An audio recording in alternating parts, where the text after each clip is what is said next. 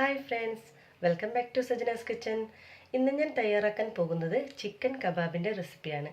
ഓവനൊന്നും use ചെയ്യാതെ fry പാനിലാണ് ഇത് തയ്യാറാക്കുന്നത്. അതുകൊണ്ട് തന്നെ വളരെ എളുപ്പവുമാണ്, അതുപോലെ തന്നെ ഹെൽത്തി ആയിട്ടുള്ള ഒരു റെസിപ്പിയുമാണ്. അധികം എണ്ണയൊന്നും വേണ്ട. അപ്പോൾ ഇതെങ്ങനെ തയ്യാറാക്കുന്നത് നോക്കാം. അപ്പോൾ നേരത്തെ നമ്മൾ വേവിക്കാൻ വെച്ചിട്ടുള്ള ചിക്കനാണിത്. അതിൻ്റെ എല്ലൊക്കെ കളഞ്ഞ് നമ്മുടെ ഇറച്ചി മാത്രം എടുത്തിട്ടുണ്ട്. ഇത് എല്ലാ പീസസുമായി. ഇനി നമുക്ക് വേണ്ടത് കുറച്ച് വെളുത്തുള്ളി വേണം, അതുപോലെ തന്നെ ഇഞ്ചി, പച്ചമുളക്. ഇത് ചെറുതായിട്ട് കട്ട് ചെയ്തതാണ്. ഇതിന് നമുക്കൊരു ഇതുപോലത്തെ ഉരുളിലിട്ട് കല്ലിൻ്റെ ഇതാണ്, ഇതിലേക്ക് നമുക്ക് ജസ്റ്റ് ഒന്ന് ചതച്ചെടുക്കാം.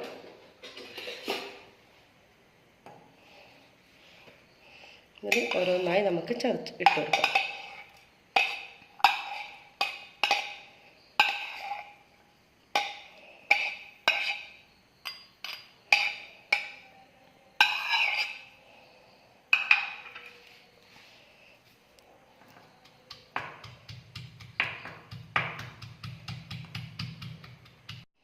അപ്പോൾ നമുക്കൊരു ജാർ എടുക്കാം. അതിലോട്ടേക്ക് ഉപ്പിട്ട് വേവിച്ചിട്ടുള്ള നമ്മുടെ ഈ ചിക്കൻ പീസസൊക്കെ ഇതിലേക്ക് ഇട്ട് കൊടുക്കാം.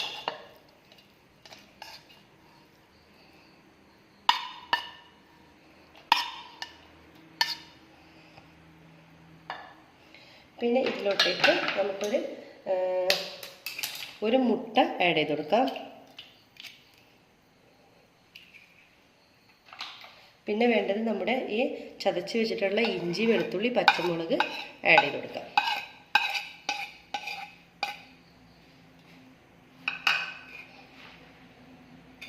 പിന്നെ കുറച്ച് മല്ലിയില.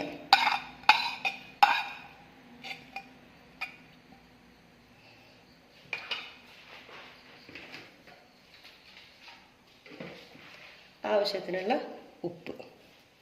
ഇത്രയിട്ട് നന്നായിട്ട് നമുക്കൊന്ന് അടിച്ചെടുക്കാം. അപ്പോൾ നല്ല സ്മൂത്തായിട്ട് അരഞ്ഞിട്ടുണ്ട്. ഈ ഒരു രീതിയാണ് നമുക്കിതിന് വേണ്ടത്.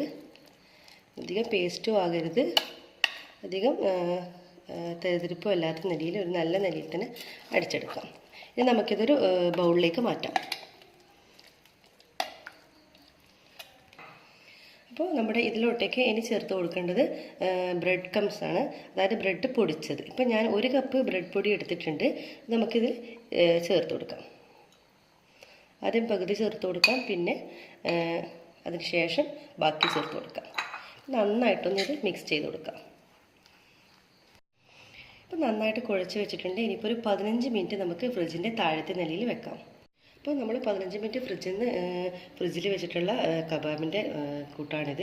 ഇപ്പോൾ ഞാനിപ്പോൾ 15 മിനിറ്റ് കഴിഞ്ഞ് പുറത്തെടുത്ത് വെച്ചിട്ട് ഇനിയിപ്പോൾ ഒരല്പം എണ്ണ കൈക്കൊന്ന് തടവി കൊടുക്കാം.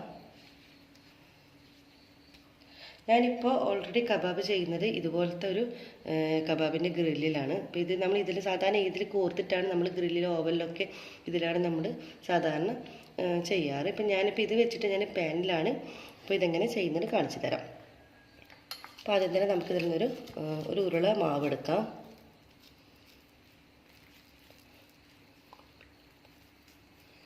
നന്നായിട്ടൊന്ന് ഉരുട്ടി കൊടുക്കാം.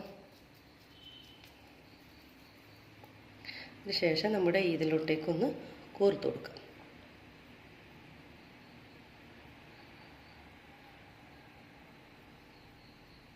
കണ്ടല്ലോ. ഇനി നമുക്കിതൊന്ന് പതുക്കെ ഒന്ന് റോൾ ചെയ്തെടുക്കണം.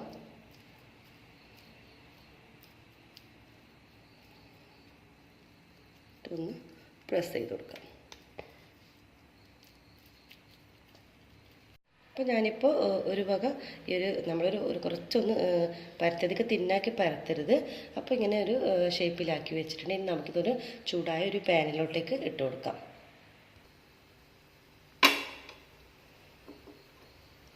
നമ്മൾ പാനിലോട്ടേക്ക് ഇട്ടു. ഇപ്പോൾ ഓൾറെഡി